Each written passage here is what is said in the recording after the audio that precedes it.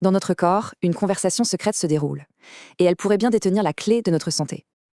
Non, ce n'est pas de la science-fiction. Nos bactéries envoient bien des textos chimiques à nos organes.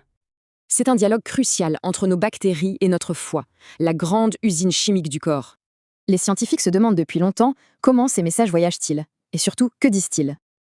Eh bien, des chercheurs viennent de trouver une sorte d'autoroute secrète, une ligne directe de l'intestin au foie.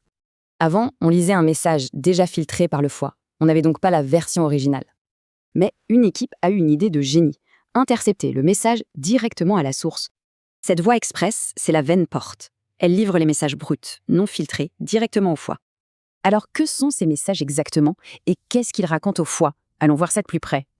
Ces messages sont des métabolites. Ce sont les mots que les bactéries utilisent pour communiquer leurs instructions. Quand l'intestin est sain, la conversation est riche. On a trouvé 111 messages distincts envoyés au foie.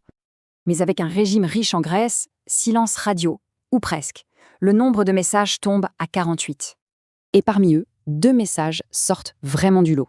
De vrais VIP qui influencent directement le foie. Le mésaconate et l'itaconate. Ces deux-là sont cruciaux. Ils indiquent au foie comment gérer l'énergie. En clair, ces messages influencent directement notre santé métabolique. Ça se passe en nous à chaque instant. Les chercheurs le confirment. Ces molécules parlent au foie et le foie écoute attentivement. C'est un ordre. Alors, concrètement, qu'est-ce que ça change pour la médecine de demain? C'est une vraie révolution en perspective. Comprendre ce dialogue, c'est ouvrir la porte à de nouveaux traitements pour le diabète ou les maladies du foie. 3 pistes sont à l'étude. Nourrir les bonnes bactéries, en ajouter ou livrer les bons messages directement. Attention, cependant, on n'en est qu'au tout début. C'est une nouvelle frontière, il reste beaucoup à explorer.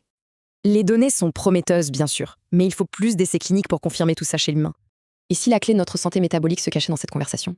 On commence à peine à l'écouter.